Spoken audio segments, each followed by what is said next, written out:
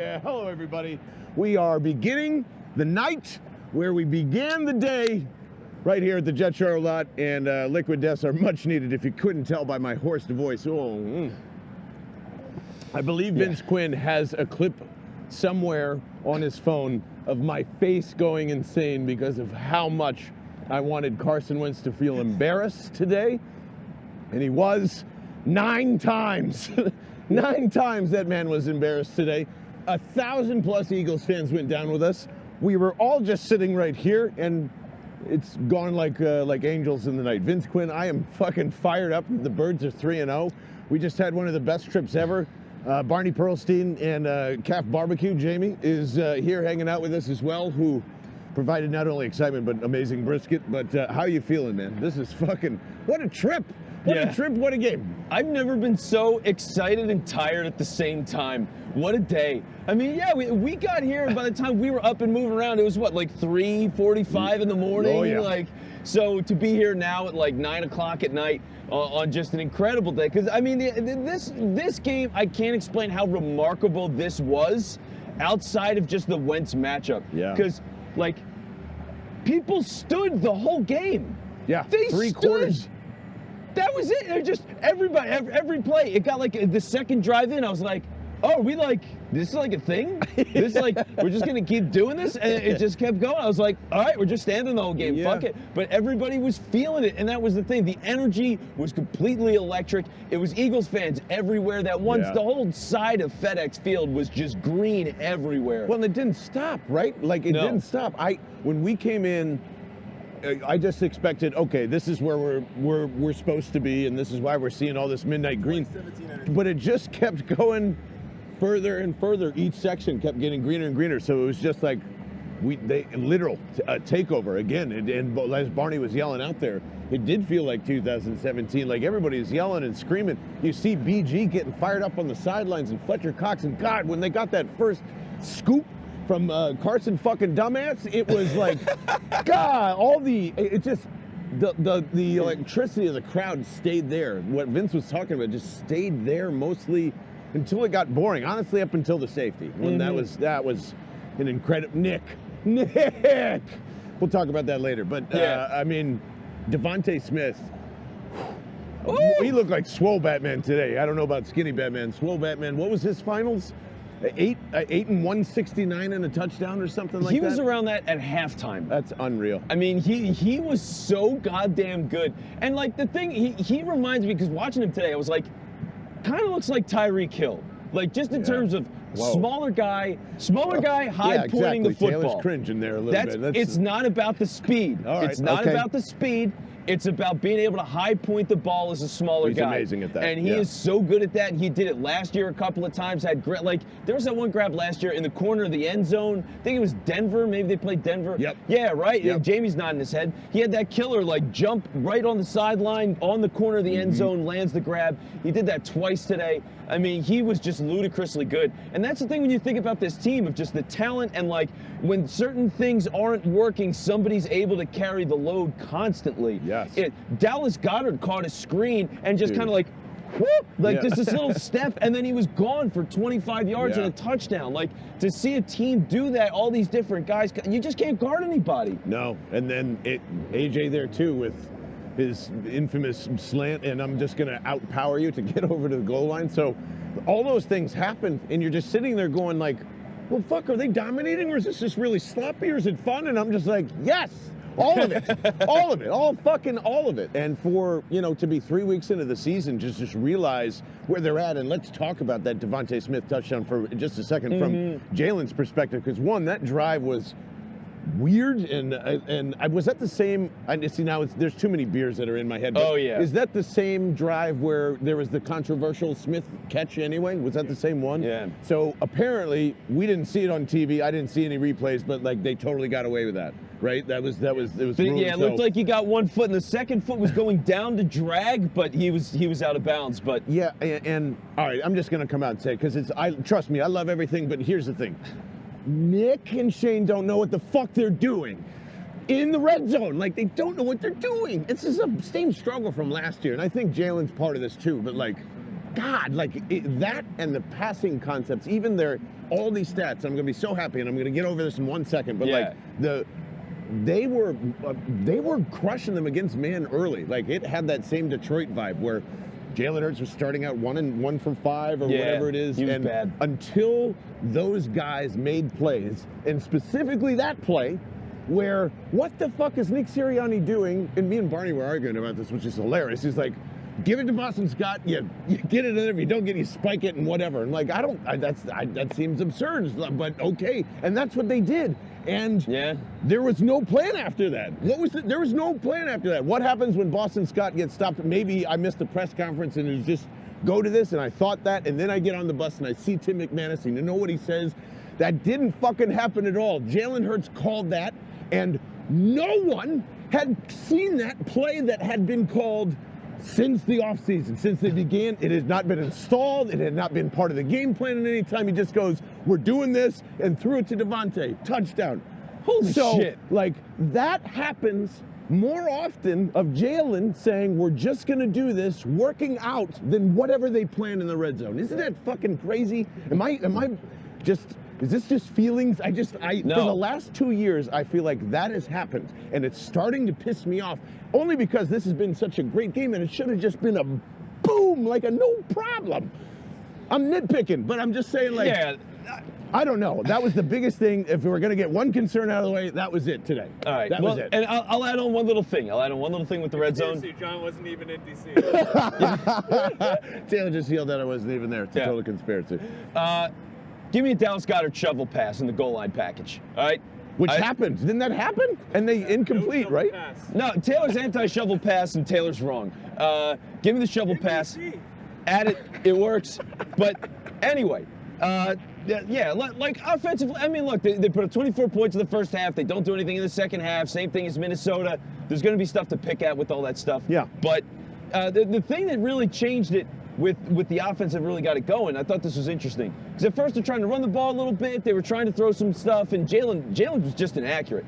And then they made this one call where Jalen gets the ball, he's under center, he grabs it. As soon as he gets it, he's up, and he just fired it. And then everything started to click. Yeah. And it was like, all right, quick throw, easy completion, yards after the catch, that kind of thing, and just let it ride. And at that point, they went down the field, and I think that's when they got the Goddard touchdown. Yeah. So, like, that kind of stuff is a nice thing to see them boost the offense. When it comes to the red zone, if you do have a second-year starting quarterback that he's calling the shots on a schoolyard ball, one, fucking badass. Yeah, that's awesome. That's badass shit, and you love to see that. Good for you, Jalen. Yeah. But on the other side, it's like, yeah, man, like, you should have him trusting you, Nick Sirianni, to make the play call, and, like, that's not great. I'm just saying, that's going to be a thing I think that can kind of continues throughout the season. I think it's why it was kind of like, feels like there's a lot of, I think I tweeted like ADHD play calling. It's Yeah, like, you did say that. Let's try this, let's try a little of that. But with that, when the fun parts of the ADHD hit, it's fucking amazing. Like you said, it's just this transformation that Jalen went through where he just goes, nope, one step, two step. I know there's a man covered there, but I'm going to try and throw him open anyway. And that was just like him processing throughout the game. I think for Jalen's progress, that's extraordinary. From all the fuckers that were trying to, say, like, this guy's arm and the accuracy, and he'll never figure it out. Like, what a goddamn leap. That to me is truly amazing. Like, as a passer, Jalen was just like a vet today. He's like, you know what? I'm just going to try and fit it in there. And that I thought was awesome. And against, what do we want to call the Commanders' defense?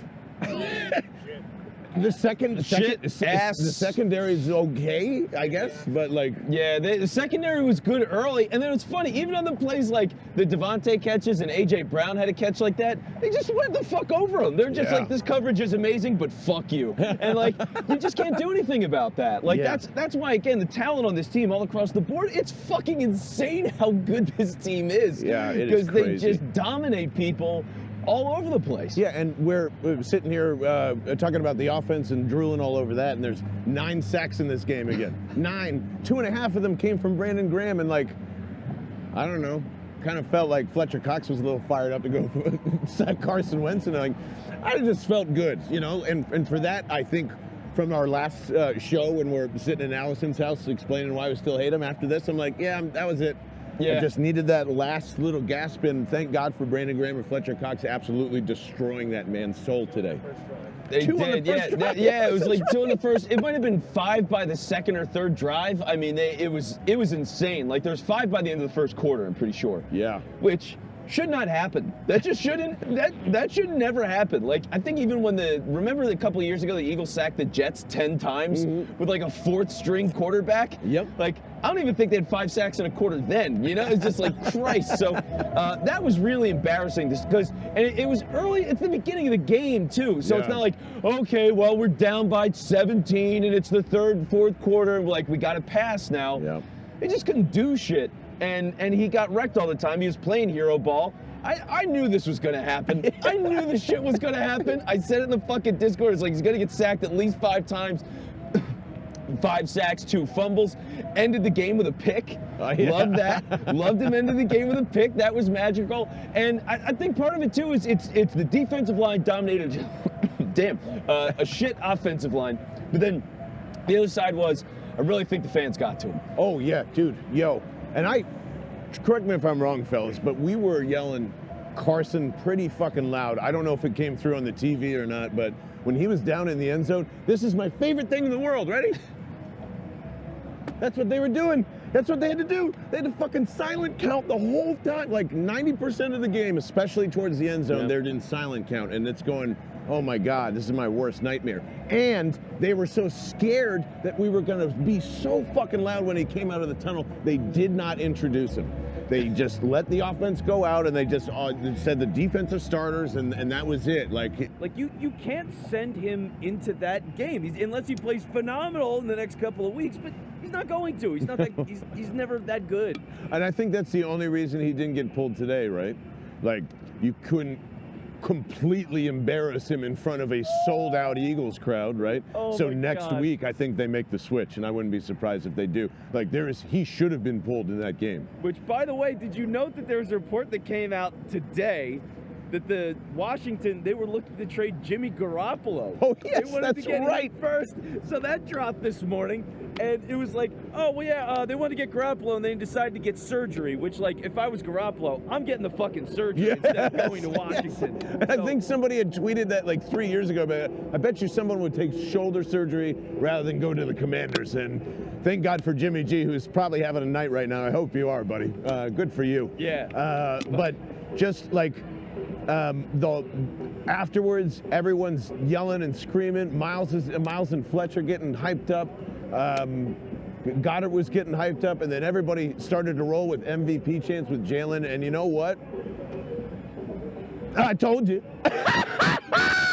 I fucking told you. This team is 3-0. It's too fucking talented. It's just got to fix the wires in its passing offense, like conceptually, and help out with the goddamn blitzes, would you, Shane? Jesus Christ. But like, this team is too fucking good.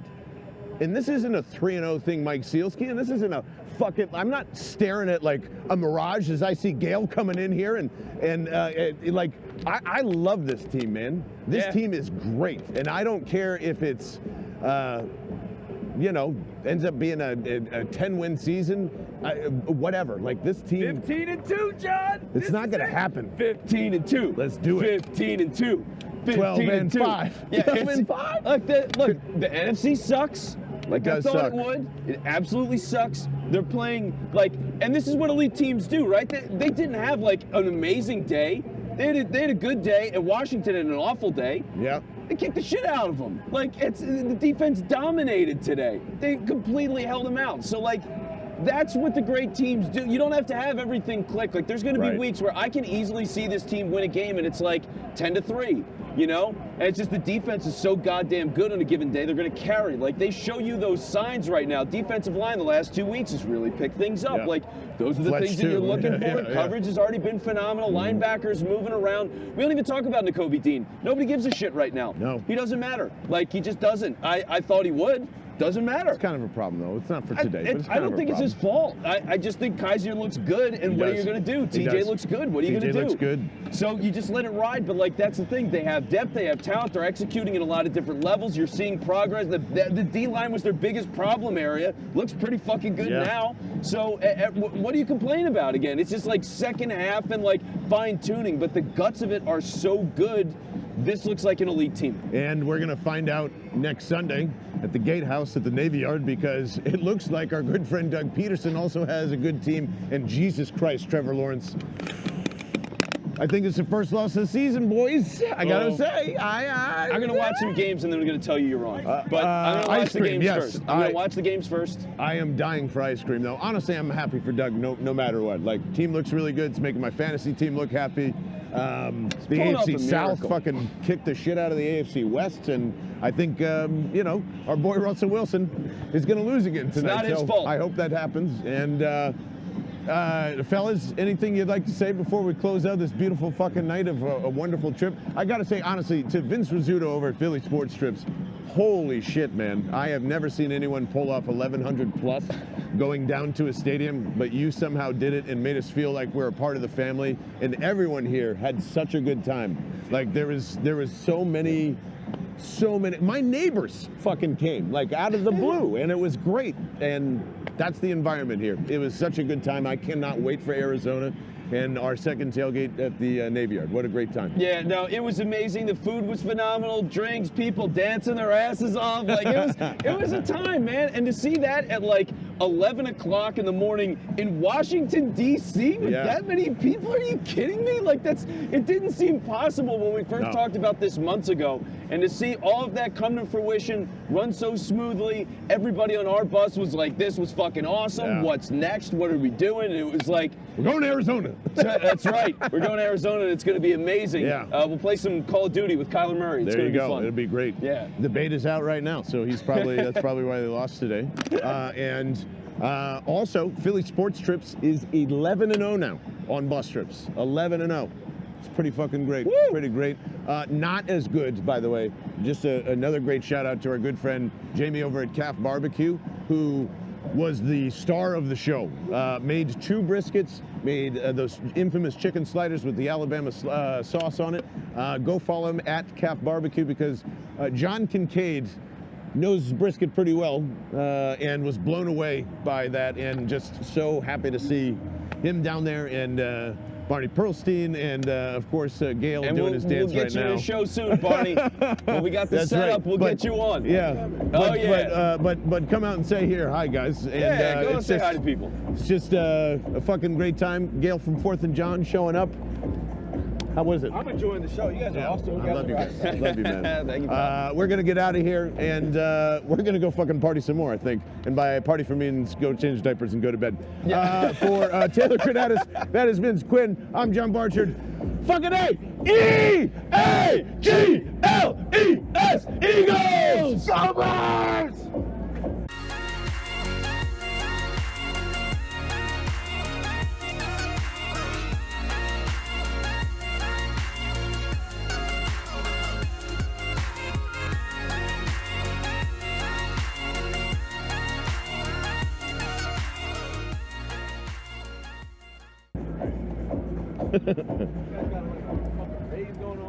I know. We're not that loud when we start.